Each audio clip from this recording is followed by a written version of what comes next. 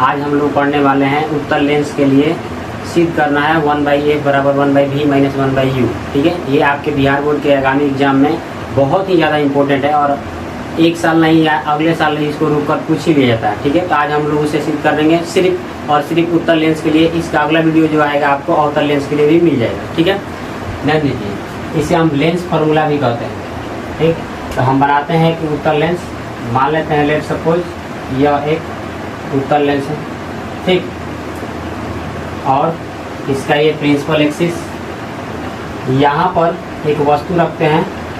ठीक, और जिसका नाम रख देते हैं ए और क्या बी। ठीक, अब ध्यान दीजिए, मान लेते हैं कि एक लेंस है, लेंस आप लिख लीजिएगा एल। वस्तु से निकलने वाली प्रकाश की किरण लेंस में जब जाएगी तो लेंस है, तो लेंस से कौन सी घटना होती है? अपवर्तनी घटना। तो जब अपवर्तनी घटना होती है तो ये प्रधान अक्ष की जब समानांतर जाती है तो लेंस से अपवर्तन होने के बाद जो काटती है वो उसको फोकस पे काटती है। किस पे काटती है? फोकस पे काटती है। एक किरण से प्रकाश का प्रतिबिंब कभी बनता नहीं, हमेशा दो किरणों के मिलने से ही प्रतिबिंब बनता है।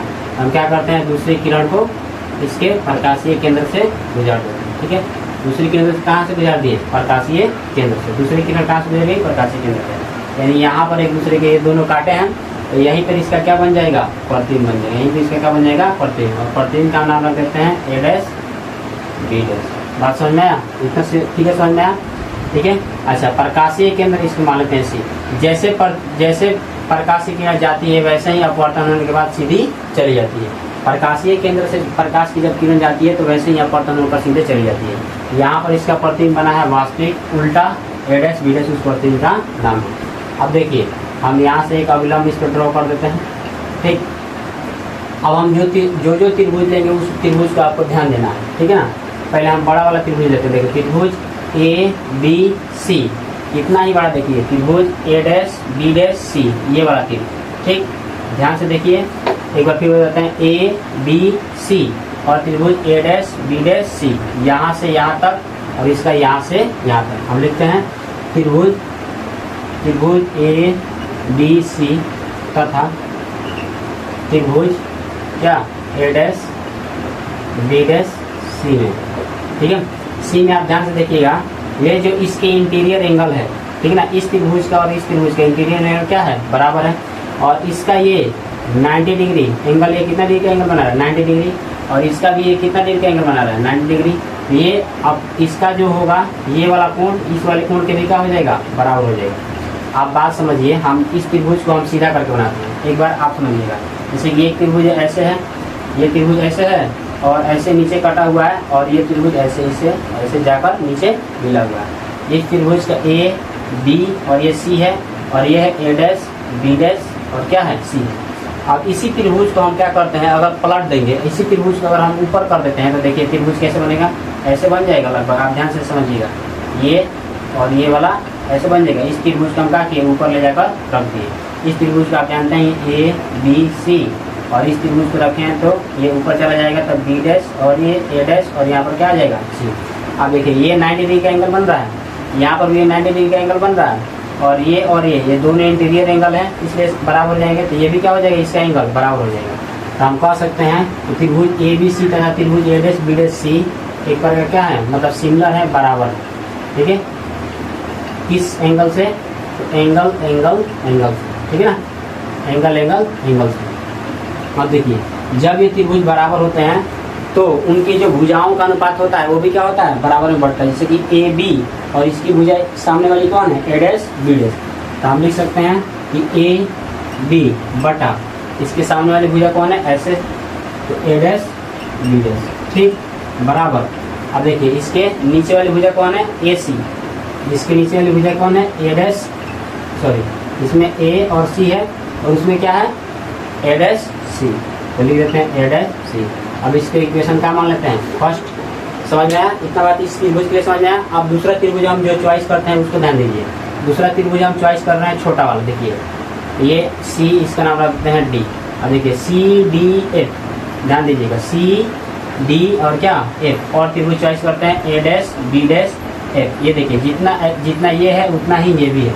तो हम लिखते हैं त्रिभुज सी डी एफ तथा, ठीक है, तथा ए डैश बी डैश एफ, ए डैश बी डैश एफ। ये भी देखिए, आप ध्यान से इस त्रिभुज में देखिए, ये भी कितना डिग्री का एंगल बन रहा है, 90 डिग्री का, और ये भी पहले से आप देख रहे हैं 90 डिग्री का। इसका और इसका इंटीरियर एंगल क्या है, बराबर है। ये बराबर, इसका इंटीरियर एंगल इसका इंटीरियर बराबर है, और ये 90 डिग्री का, तो इसका भी जो कोण होगा इस कोण के क्या होगा, बराबर होगा। बात समझ में? तो हम लिख सकते हैं कि सी डी एफ तथा ए डैश बी डैश ये दोनों क्या हैं, दोनों त्रिभुज बराबर हैं, दोनों त्रिभुज बराबर हैं, दोनों त्रिभुज क्या है बाबू, बराबर है। ये भी लिख देते हैं, किससे बराबर है, तो एंगल एंगल एंगल, ठीक। और जब ये भी त्रिभुज बराबर होंगे तो ध्यान दीजिए, ये भी त्रिभुज जब क्या हो जाएंगे बाबू, बराबर होंगे तो क्या होगा, इसका अनुपात और इस त्रिभुज के भुजाओं का अनुपात दोनों का होगा, समान होगा। तो इस वाले त्रिभुज क्या है, इस त्रिभुज की खड़ी वाली भुजा कौन है, सी डी, बटा इस त्रिभुज की खड़ी वाली भुजा कौन है, ए डैश बी डैश, ए डैश बी डैश बराबर इस वाली त्रिभुज की जो लेटी वाली भुजा कौन है, सी और एफ, लिखते हैं सी एफ, बटा इस त्रिभुज की जो लेटी वाली भुजा कौन है, ए डैश एफ। अच्छा, ये भी जान लीजिए कि हम दे क्यों रहे हैं इस भुजा को। अच्छा देखिए, यहाँ से ए से सी तक बीच की दूरी जो रखते हैं उसको हम क्या कहते हैं, वस्तु दूरी यू से कहते हैं। जहाँ पे प्रतिबिंब बना है, सी से ए डैश तक बनाया तो इसको हम क्या कहते हैं, भी कहते हैं, वस्तु दूरी सॉरी प्रतिबिंब दूरी को भी से। अच्छा, यहाँ से सी प्रकाशीय केंद्र से और इसके बीच की दूरी ये कटा हुआ है, तो इसका क्या है, ये एफ है। तो जो हमको पता है वही हम ले रहे हैं, ठीक है ना, नहीं तो हम उसको नहीं रखते हैं। आप ध्यान दीजिए, आप एक बात आप समझिए कि जो सी डी है, सी डी आप देखिए, जो सी और डी है ये लगभग किसके बराबर है, ए बी के बराबर है। और जहाँ पर सी डी है वहाँ पर क्या लिख सकते हैं, ए बी लिख सकते हैं, पर लिख देते हैं ए डी, और बट्टा में कितना है, ए डैश बी डैश है, और ये कितना है, सी एफ बट्टा में ए डैश एफ। ध्यान समझना, इसको समीकरण क्या करते हैं, दो। हम ए बी को क्या हम लिख देते हैं, सी डी बराबर क्या लिखे हैं, ए बी लिखे हैं, सी डी बराबर क्या लिखे हैं बाबू, ए बी लिखे हैं। कितना बात क्लियर।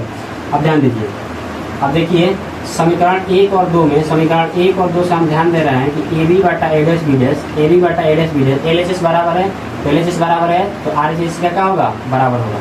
हम लिख देते हैं समीकरण इक्वेशन फर्स्ट एंड सेकेंड से, फर्स्ट एंड सेकेंड से। आप देखिए, ए बी बटा ए डैश बी डैश इसको बराबर रखते हैं। अच्छा, इधर वाला क्या हो जाएगा, ए सी बटा ए डैश सी, ठीक, और इक्वल टू कितना हो जाएगा, सी एफ बटा ए डैश। अब जिसका इसका वैल्यू है उसको हम क्या कर देते हैं, पुट कर देते हैं, जो जो हमको वैल्यू पता है उसको क्या कर देते हैं, रख देते हैं, ठीक है। आप ध्यान दीजिए कि ए सी, ए और सी के बीच की दूरी कितनी है, यू, हम रखते हैं यू, और यू वस्तु दूरी किस में होती है, माइनस में। ये साइन कन्वेंशन आपको पता होगा, ये वस्तु दूरी किस में होती है, माइनस में, बटा ए डैश सी, तो ए डैश और सी इसके बीच की दूरी कितनी है, भी, और भी यहाँ पर प्लस में रखेंगे, क्यों, क्योंकि इसका प्रतिबिंब क्या बना है, वास्तविक, तो वास्तविक प्रतिबिंब जो बनता है वो किस में रहता है, प्लस में, ठीक। और ये इक्वल टू ये हो गया। देखिए सी और एफ, सी और एफ के बीच की दूरी कितनी है, एफ, ठीक है। और लेंस उत्तल है तो लेंस उत्तल लेंस की फोकस दूरी किसमें होती है, प्लस में। जैसे यहाँ पर देखिएगा ए डैश है, ए डैश और एफ इसके बीच की दूरी हमको नहीं पता है, इसके बीच की दूरी को निकालने के लिए ध्यान से देखिएगा कि ए से सी तक के बीच की दूरी हमको भी पता है, और सी से एफ के बीच की दूरी हमको एफ पता है, टोटल भी है, और ये छोटा सा एफ है, तो भी में से एफ घटा देंगे तो इसको पता नहीं चल जाएगा। इस अगर हम इसको लिखना चाहें, आप समझने से ए डैश सी, ए डैश सी, ए डैश सी किसके बराबर हो सकता है, दोनों के जोड़ के बराबर। तो ये आधा दूरी ये है, आधा दूरी क्या है, सी एफ, और यहाँ से आधा दूरी क्या है, प्लस में ए डैश एफ लिखिए, चाहे एफ ए डैश लिखिए, ठीक है। अब देखिए ए डैश सी का वैल्यू टोटल कितना है, भी, और सी और एफ के बीच की वैल्यू कितना है, एफ, हो गया। अब प्लस में ए डैश एफ हो गया। अब देखिए ये प्लस में एफ इधर आएगा तो माइनस में, तो हम लिख सकते हैं भी minus F equal to A dash F, समझ में आया। तो ये देखिए ए डैश एफ के जगह पर हम कितना लिख सकते हैं, भी माइनस एफ, हम लिख सकते हैं ना, भी और माइनस में एफ। अब तीसरा इसको क्या कर दीजिए, मल्टीप्लाई कर दीजिए, इसको मल्टीप्लाई करेंगे तो minus U F, sorry you भी, माइनस यू और भी, ये माइनस माइनस इसको क्या कर देगा, प्लस, तो कितना हो जाएगा यू एफ, ठीक, और इक्वल टू कितना हो जाएगा बाबू, भी एफ, तो भी और कितना हो जाएगा एफ। अब देखिए हमको नीचे लेकर आना है भी और यू, हम क्या करेंगे, एक आएगा हमको नीचे लाने के लिए यू भी एफ से भाग देना पड़ेगा, तो हमने दोनों तरफ यू भी एफ से भाग देना पड़ेगा, बोथ डिवाइडिंग टू साइड, या लिख देते हैं दोनों तरफ यू भी एफ से भाग देने पर, दोनों तरफ यू भी एफ से भाग देंगे, ठीक है। तो यू भी एफ से जब हम भाग देंगे तो देखिए, तो यू भी एफ से भाग देंगे तो इसके नीचे लिखेंगे माइनस यू और ये कितना है भी और बटा कितना हो जाएगा यू भी और एफ प्लस यू एफ बटा यू भी एफ, ठीक है। और उसको हम भाग देंगे तो कितना लिखेंगे बी एफ बटा यू भी और एफ, ठीक है। जो काटने वाला उसको काट दीजिए, देखिए यू भी से यू भी इसमें क्या हो जाएगा कट जाएगा, इसमें देखिए यू एफ, तो यू एफ से देखिए यू एफ से यू और एफ का हो जाएगा कट जाएगा, भी एफ से भी और एफ का हो जाएगा कट जाएगा। तो इधर क्या बचा, इधर क्या बचा, इधर देखिए इधर बचा है -1 बटा एफ, ठीक, और प्लस में इधर क्या बचा है 1 बटा भी, और उधर क्या बचा है 1 बटा इक्वल टू में यू। अब देखिए ये प्लस में इधर आएगा तो माइनस में, तो 1 बटा भी और -1 बटा यू।